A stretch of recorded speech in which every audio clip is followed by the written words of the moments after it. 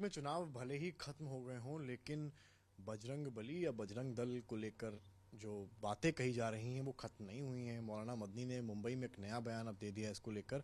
इस बयान को लेकर और तमाम अन्य विषयों पर बात करने के लिए बीजेपी के अल्पसंख्यक मोर्चा के अध्यक्ष बासित अली साहब मौजूद हैं। बहुत स्वागत है बासित जी आपका। बासित जी, मदनी साहब ने एक बयान दिया है और कहा है कि जो कांग्रेस है उसने घोषणा पत्र में अपने जो बयान दिया था, कहा था कि हम जो बजरंग दल है उसको बैन करेंगे। ये घोषणा पहले अगर 70 साल कर दी होती तो देश बर्बाद ना होता। आप कैसे देखते हैं? असल में अरशद मदनी साहब लगातार इस तरह के बयान देते हैं कि देश में उथल पुथल का माहौल रहे, लोग उनकी बातों पर चर्चा करें, और जिस तरह से उनकी एक बुजुर्गी है और वो आलिम दीन है, उनको इस तरह के बयानों से बचना चाहिए। और मैं उनको बता दूं कि अगर बजरंग दल बैन हुआ है तो जमात और जमीयत में भी कोई फर्क नहीं है। सभी अपने अपने धर्मों का काम और सेवा का काम कर रहे हैं।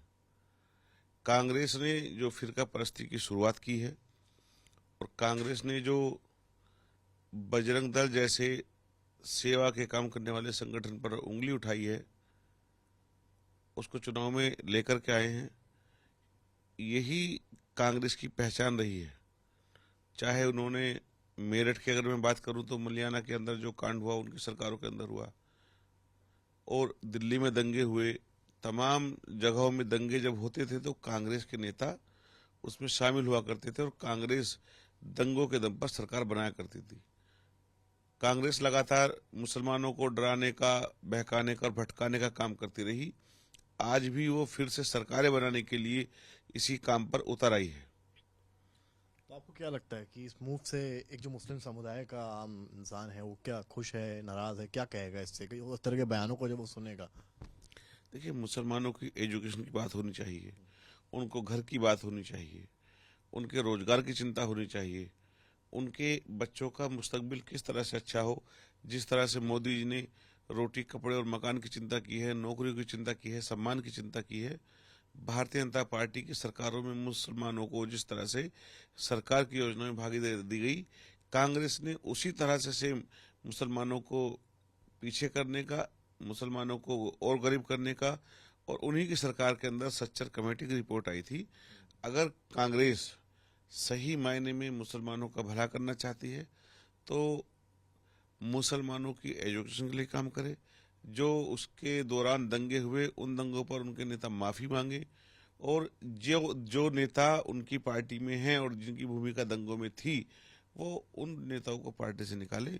मदनी जी को ये मांग भी करनी चाहिए, और मदनी जी को लगातार कांग्रेस को इस तरह से शाबाशी देने के लिए, क्योंकि कांग्रेस का कल्चर रहा है, कांग्रेस ने खास मुसलमानों को हमेशा आगे बढ़ाया और जो गरीब मुसलमान थे उनको पीछे करने का काम किया, और गरीब मुसलमानों का हक देने का काम, उनका हक मारने का काम भी कांग्रेस की सरकारों में खास मुसलमानों मेरा को। आपसे आखिरी सवाल है, निकाय चुनाव में मुस्लिम समुदाय के लोगों को टिकट इस बार बीजेपी ने दिया है। अन्य दल आरोप लगाते रहे हैं कि बीजेपी समुदाय विशेष के खिलाफ है।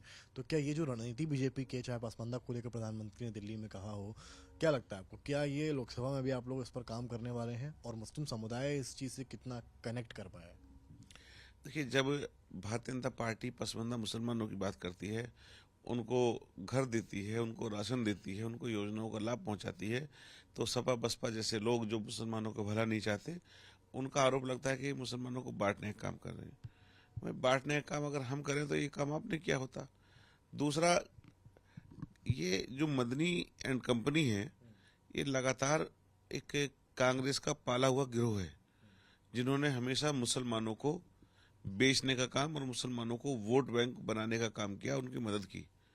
आज भारतीय जनता पार्टी ने उस वोट बैंक की राजनीति को खत्म किया, उनकी दुकानें बंद की हैं, तो कांग्रेस फिर से इस तरह के मुसलमानों को आगे लेकर उस वोट बैंक की राजनीति को करना चाहती है, जो अब संभव नहीं है। मुसलमान अपने हक को जानता है, वो चाहता है कि उसके बच्चे पढ़े लिखें, आगे बढ़े। अब वो फिरका परस्ती की बात नहीं देखना चाहता।